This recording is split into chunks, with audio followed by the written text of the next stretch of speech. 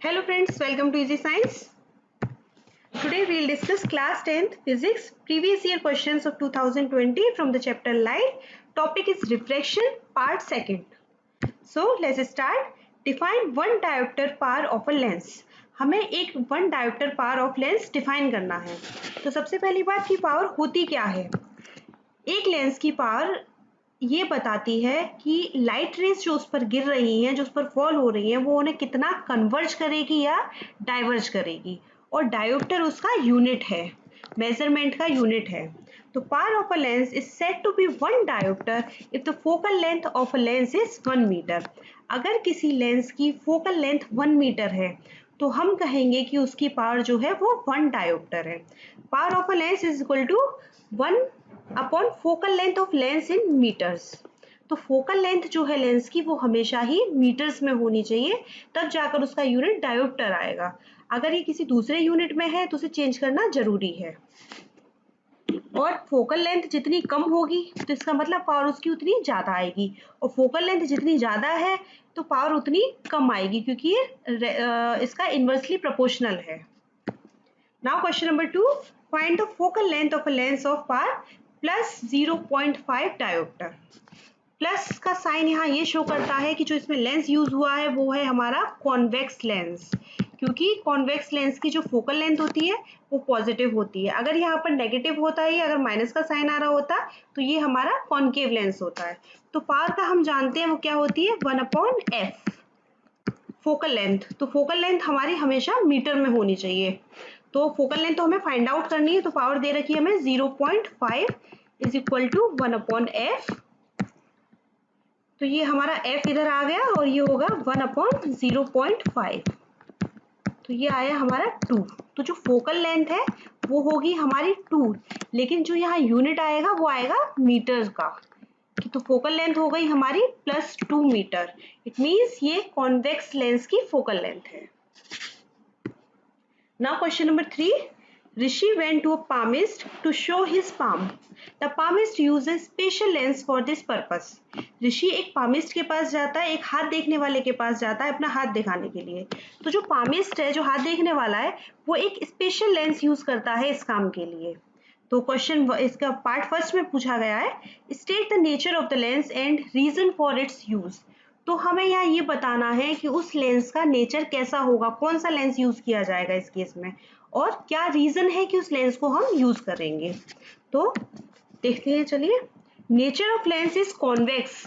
जो लेंस वो यूज करेगा वो कॉन्वेक्स लेंस यूज करेगा, क्योंकि हमने पहले भी पढ़ा हुआ है ये कि कॉन्वेक्स लेंस जो होता है वो मैग्नीफाइड इमेज बनाता है, वो बड़ी इमेज बनाता है।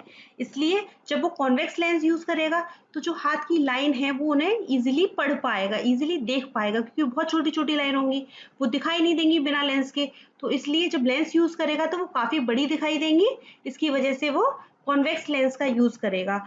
कभी भी किसी डिक्शनरी में देखना हो तो वहां पर भी कॉन्वेक्स लेंस यूज किया जाता है, क्योंकि लेटर्स बहुत छोटे होते हैं, उन्हें पढ़ने के लिए कॉन्वेक्स लेंस का यूज किया जाता है, क्योंकि वो मैग्नीफाइड इमेज, बड़ी इमेज बनाते हैं। Now part 2, where should the palmist place hold the lens so as to have a real and magnified image of an object। अब वो palmist उस लेंस को कहाँ पर रखे जिससे कि एक रियल एंड मैग्नीफाइड इमेज, एक रियल और मैग्नीफाइड इमेज बन सके ऑब्जेक्ट की। तो इसमें दो केसेस होते हैं। पहला केस है कि जब ऑब्जेक्ट को फोकस और सेंटर ऑफ कर्वेचर, जैसे कि 2f लिखते हैं हम, इसके बीच में जब रखा जाएगा तो एक रियल मैग्नीफाइड इमेज बनेगी ऑब्जेक्ट की। जब ऑब्जेक्ट को फोकस और सेंटर ऑफ कर्वेचर के बीच में रखा जाएगा तो एक रियल और मैग्नीफाइड इमेज बनेगी। और जब ऑब्जेक्ट को हम फोकस पर रखेंगे तब भी एक रियल और मैग्नीफाइड इमेज बनती है, लेकिन इस केस में जब फोकस पर रखते हैं तो इमेज हमारी इन्फिनिटी पर बनती है, यानी कि बहुत ज्यादा दूर बनती है, जिसे हम देख नहीं पाते हैं। तो इस केस में पामिस्ट कहाँ रखेगा इसको, लेंस को फोकस और सेंटर ऑफ कर्वेचर के बीच में, जिससे कि एक रियल और मैग्नीफाइड इमेज बन सके। दोनों ही केसेस में रियल और मैग्नीफाइड बनेगी, लेकिन रखेगा वो उसे फोकस और सेंटर ऑफ कर्वेचर के बीच में, जिससे कि वो इमेज एटलीस्ट दिखाई देगी। इन्फिनिटी के केस में वो इमेज दिखाई ही नहीं देगी कि इमेज कितनी दूरी पर बनी है, क्योंकि वो बहुत दूर बनेगी। Part number 3, if the focal length of the lens is 10 centimetre, The lens is held at a distance of 5 cm from the palm. Use lens formula to find the position and size of the image. हमें focal length दे रखी है lens की 10 centimetre है और lens को किसी object से मतलब पाम को इधर ऑब्जेक्ट लिया गया है, अब उससे हमने 5 सेंटीमीटर की दूरी पर रखा है। तो लेंस फॉर्मूला का यूज करके हमें पोजीशन और साइज बताना है इमेज का। तो फोकल लेंथ जो हमें गिवन है वो है 10 सेंटीमीटर और लेंस हम यूज कर रहे हैं कॉन्वेक्स लेंस। तो कॉन्वेक्स लेंस के केस में फोकल लेंथ हमेशा पॉजिटिव होती है और इमेज ऑब्जेक्ट का जो डिस्टेंस है वो है 5 centimetre and object distance is always taken as negative. तो अब इसमें हमें v पता करना है कि इमेज हमारी कहाँ पर बनेगी। तो उसके लिए लेंस फॉर्मूला यूज करेंगे 1/v minus 1/u is equal to 1/f। तो 1/v ऐसे रहा और 1/f के साथ इधर हम 1/u को ले गए दूसरी side. Then 1/v is equal to, now will put the values. 1/f, f है 10 और ये प्लस u है हमारा -5। तो 1/v is equal to, LCM ले लिया 10, 1 माइनस, ये माइनस का साइन यहाँ आ जाएगा और ये हो जाएगा 2। 1/v is equal to -1/10। तो जो v है उसकी वैल्यू आई हमारी -10 सेंटीमीटर। तो जो हमारी इमेज बनेगी वो 10 सेंटीमीटर की दूरी पर बनेगी और ऑब्जेक्ट के पीछे बनेगी। जैसा कि हमने रे डायग्राम्स में देखा हुआ था कि अगर ऑब्जेक्ट को फोकस और ऑप्टिकल सेंटर के बीच में रखते हैं तो जो उसकी इमेज बनती है वो वर्चुअल एंड इरेक्ट बनती है। तो इसका नेचर तो हमें ये पता चल गया कि वर्चुअल एंड इरेक्ट बनेगी और बिहाइंड द ऑब्जेक्ट बनती है, ऑब्जेक्ट के पीछे बनती है वो। तो v इधर ये शो कर रहा है इसका माइनस सिंबल कि वो बिहाइंड द ऑब्जेक्ट, ऑब्जेक्ट के पीछे बनेगी, किसी दूसरी साइड नहीं बनेगी।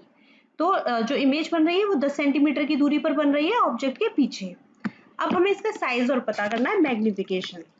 मैग्निफिकेशन लेंस के केस में होता है v/u। तो m is equal to v हमारा है v आया है हमारा -10 और u हमें गिवन है -5। तो मैग्निफिकेशन कितना आया हमारा 2। इट मीन्स इमेज जो बनेगी वो ट्वाइस द ऑब्जेक्ट बनेगी, 2 times bigger than object, 2 times bigger बनेगी वो ऑब्जेक्ट से। और प्लस साइन ये शो कर रहा है कि इमेज कैसी बनेगी, वर्चुअल एंड इरेक्ट। इसमें नेचर नहीं पूछा गया है लेकिन मैंने बस बता दिया है कि इसका नेचर जो होगा वो वर्चुअल एंड इरेक्ट होगा। Thank you for watching this video.